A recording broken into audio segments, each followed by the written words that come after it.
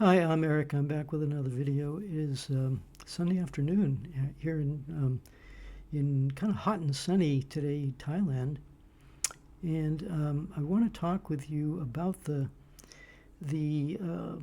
new breaking news where Vladimir Putin has agreed to meet with Donald Trump, and is it because Trump is getting his ass handed to him in Ukraine, and he's trying to get rid of this war so that he can move on to better things like Gaza, Iran, and China?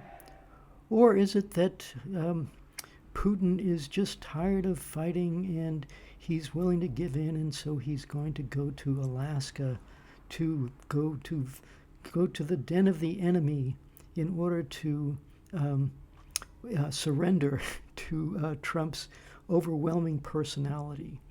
Well, that's what I'm going to explore.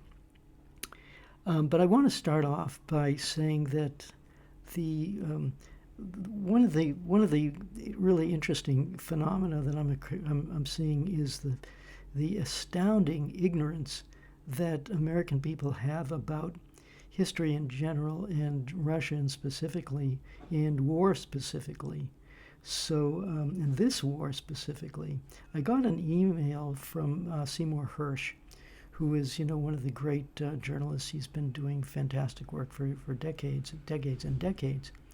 And I read his email. I won't go into all the details. It's not that significant. But what I thought was really interesting was that me, little old me, who, what do I know? I wrote him back and I said, what you've got bad information. You just really don't know what's going on. And specifically, I think one of the big issues was that Russia's losing. Russia's stalled.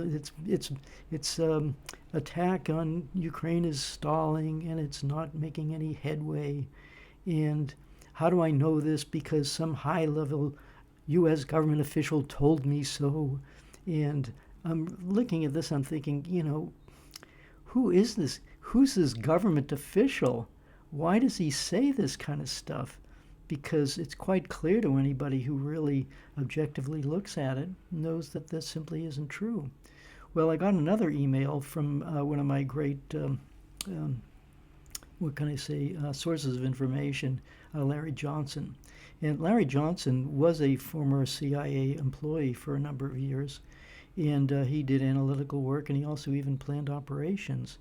So this is a guy who's lived in the belly of the beast. He really knows what he's talking about. And he made a post saying, "Gee, this article by Seymour Hersh, the guy doesn't know what he's talking about." So here I am agreeing with this, world-class analyst who quit the CIA in disgust, basically, and now he's like a spy who came in from the cold and is now doing his best, quite successfully, I would say, in alerting the American people to what is actually going on in Ukraine and around the world. He does great analysis. But I thought it was really interesting, the fact that I myself, who have no military background and have no official, academic background in military affairs at all, all you have to do is just, look at objective reality. You have to search for it. That's the key thing. People don't know how to search, and as a result, they're grossly misinformed. So I thought what I would do to start off with is to talk about, Trump says that Russia has lost, what I think 150,000 people so far in the past month or this year, something like that. Well, it has lost around 100,000 people. 120,000 people. That's based on pretty clear, verifiable information. But Ukraine has lost, more like 1.3 million people, literally 10 times the number. So, but the U.S. is, the problem is that Trump is operating in a universe which is simply not based on reality. So, so here we are, and for some reason, this guy, Steve Witkoff, comes to Moscow and he talks with Putin, and Putin is as Larry, I think, even said, he was he was polite to the point of obsequiousness. He was just so nice. Hi there, you're my old friend. My long lost friend. Great to see you again. And somehow they agreed that Putin was going to meet Trump. And the question was, where are they going to meet? Let's see, maybe I know the guy from the King of United Arab Emirates had visited Moscow, and he'd be a good choice, just to have the meeting there. But lo and behold, they decide to have the meeting in Alaska. And the thing about Alaska is that it used to be Russia. It used to be owned by Russia. And in 1867, I think it was the U.S. Secretary of State, I think that was his position, is William Seward, proposed to buy Alaska from the Emperor or Empress of China, of Russia. So, and at the time it was called Seward's Folly, because what are we going to do with this cold, godforsaken land, way up there? It isn't even part of the contiguous, 48 states. But it turns out that it's, it's a treasure trove of minerals and oil and things like that. It's got, huge resource reserves. So it turns out to be a really damn good buy for the Russians, for the United States. And during the Cold War, there was actually a song which I'll post below called "Don't Be a Fool, America," in which the singer is saying that it was really a mistake, and we want Alaska back. But that's not the key point that I want to make here. Is like the issue for me is, why would Putin go to Alaska? What is he going to learn in Alaska? The problem is that Putin understands all this history, and Trump does not. And how can you have a negotiation when the key partner that you're dealing with, or the key adversary that you're dealing with, Trump, has no clue about the context of what war is, what Russia has experienced? And so it's kind of pathetic, actually, that we have somebody who is so ignorant, and frankly, the entire foreign policy establishment. I mean, I was pointing out that, like Mark Rubio is the Secretary of State. He's a politician, and he got chosen to be the Secretary of State and the National Security Advisor.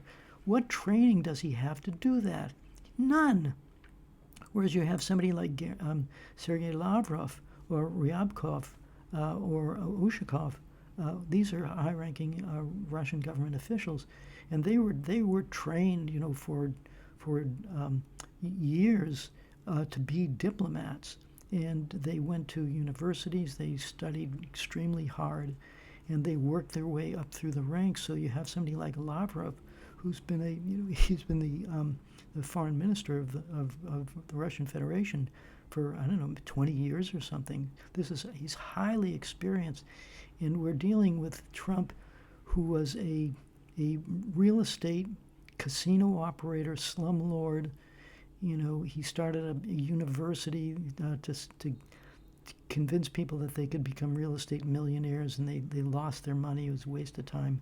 The difference in stature between the people who are running the United States and the people who are running Russia. Putin has a law degree. He has a PhD degree. His PhD thesis was on a critical issue about economics.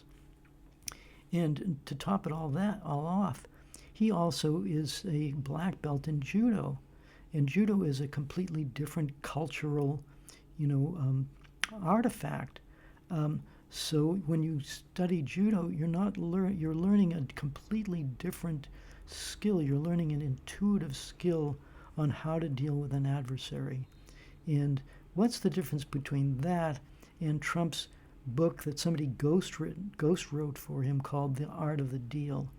And it's quite clear that when Trump tries to make a deal, he says what you need to do is bully the other person, bully and threaten, and that's the way you can get a great deal.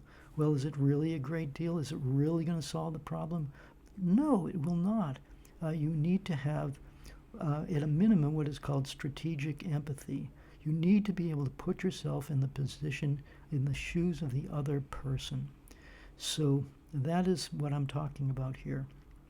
And so I did some research because my idea is that rather than Trump inviting Putin to come to Alaska, what Putin should have done was invited Trump to visit Volgograd, otherwise known as Stalingrad.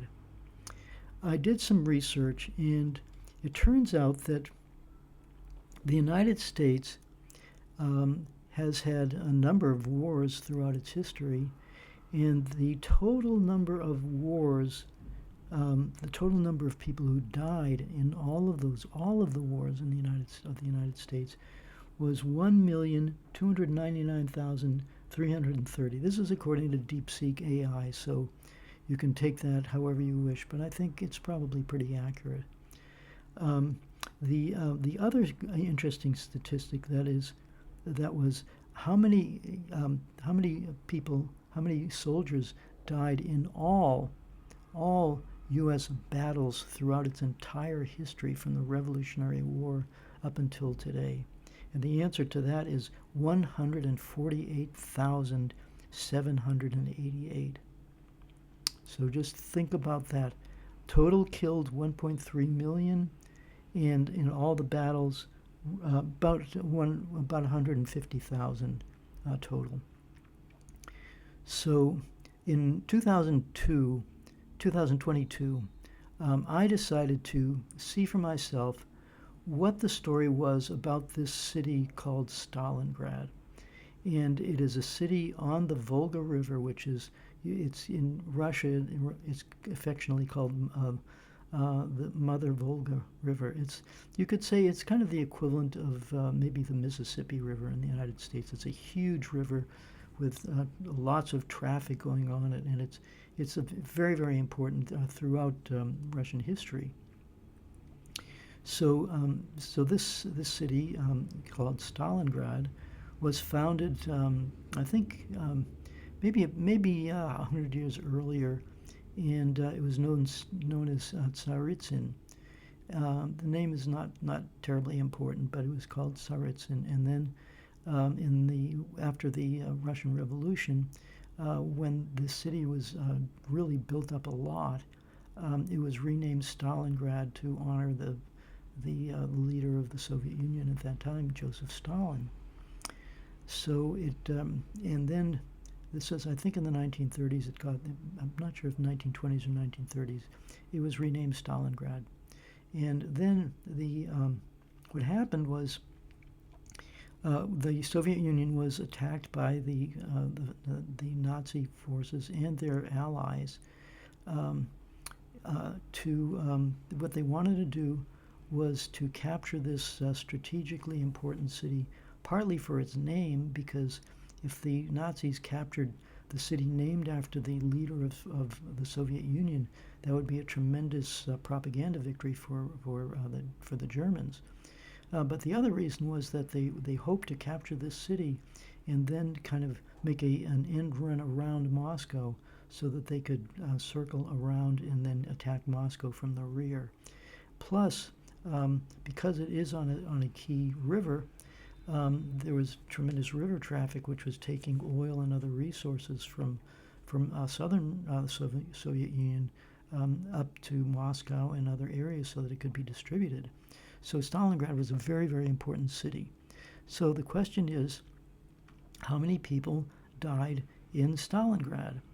And I checked the numbers just now. I don't have them exactly in front of me, but it was like roughly in one city, for about 480,000 Russians died, and an equivalent or more Germans died. Like basically a total of about 1 million people died in that one battle. So the biggest battle that the U.S. ever had, the total of all battles was 150,000, and some of the biggest battles of the Civil War had, like 25,000, something like that, which is, it's bad, but it's not 450,000. But we're talking in, orders of magnitude what Russia has gone through with its wars. And then so the Americans, they just can't understand why Russia would be so sensitive about having hostile countries on its borders. Gee whiz. So my idea is that what Putin needs to do is take Trump and his retinue to Stalingrad, because Stalingrad has a museum which is it's a panoramic museum where basically you're in this rotunda, and the museum is surrounded by there's a huge painting of the battles, individual battles within the Battle of Stalingrad, what was going on, and they have little vignettes of a famous doctor treating his patients and things of that nature. So I think that it would really be beneficial for Trump to, he needs to educate himself. I have very low expectations of his mentality and what his motives, his true sense of empathy or sincerity. I really have great doubts about it, and for that reason, I think it's a big mistake for Putin to go to Alaska, because when you're in the court of the enemy, you have no idea what they can do. And as Chuck Schumer said, the CIA has 6 ways from Sunday to get to you. And if you're the designated major enemy besides Xi Jinping of China, I think Putin is almost even a bigger enemy, because he is so defiant of U.S. policies, that far more defiant than China has been. China's been kind of hesitant to really exert itself, although it's becoming more assertive as the U.S. has imposed sanctions and tariffs and things like that. But Russia was in the crosshairs before China. It was basically seen as the what I would call the appetizer, before the main course, which is China. So that's basically what I have to say here. And I'm going to refer you to the article that I just posted, called My Trip to Volgograd in 2022. I really suggest that you go to read that post as well, because it has a lot of information about this situation in Stalingrad. And one of the main things that people really need to understand is, what role did Stalingrad have in World War II? We hear that the Normandy invasion in June 6, 1944, that was the real turning point of the war. It's simply not true. I'll post how many people actually died in that battle. I think it was well under 100,000. And Stalingrad was literally, at least 500,000. Actually, I think in the DeepSeek article, it said there was 1.1 million dead, wounded, and missing and captured. So 1.1 million young people, mostly young people, died in that battle. Just it's really hard to contemplate. So I think I'll call it quits for now in terms of this video. Oh yeah, I forgot there was some other stuff I wanted to mention. In that other article that I post, it starts off with a letter, and this is the reason why Trump needs to go to Volgograd and needs to go to this museum, because in this museum it has a letter from Franklin Delano Roosevelt personally praising the people of Stalingrad for turning the war around. So when you hear stories about, the United States won World War II and Russia helped out a little bit. It's completely the opposite.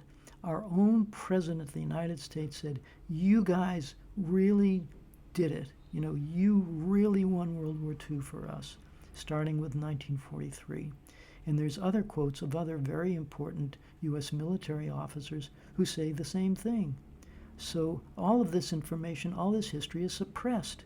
And because it's suppressed, you who are listening to this and haven't seen it simply don't know what the context is. And because you don't know what the context is, you can't understand what the problem is, and you can't understand what the solution is.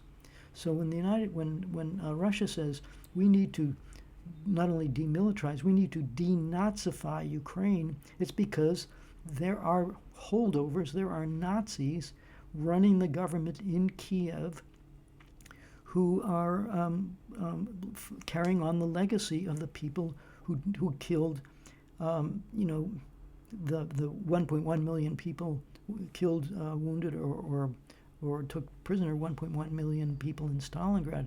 But they killed 27 million people, Russian and Soviet. 27 million people lost their lives in World War II. And in America, again, this is based on research I just did, in all of America's wars, all of their wars, they lost 1.3 million people. So we're talking about what? In one war, Russia lost, in the space of 3.5 years, from June 1944 until May 1945, it lost 20 times the number of dead people, dead citizens of the Soviet Union that the United States has lost in the more than 200 years of U.S. history. Do you think that might have an effect on how Russians view the world? Think about it. So that's what I got to say here, and thanks for listening to this. As I say, there's another Substack post where I reprint this article that I wrote in 2022, and that will give you a lot more information about what this issue is about. But again, Trump is profoundly ignorant, as are I would say 90% of Americans, maybe 90, and certainly in the Beltway. If you have high government officials telling people like Seymour Hersh that Russia's losing the war in Ukraine, or that Russia invaded Ukraine unprovoked, they're living in a they're living in a fantasy land, and living in fantasy is not going to solve any problems. So that's what I've got to say, and I'll catch you next time.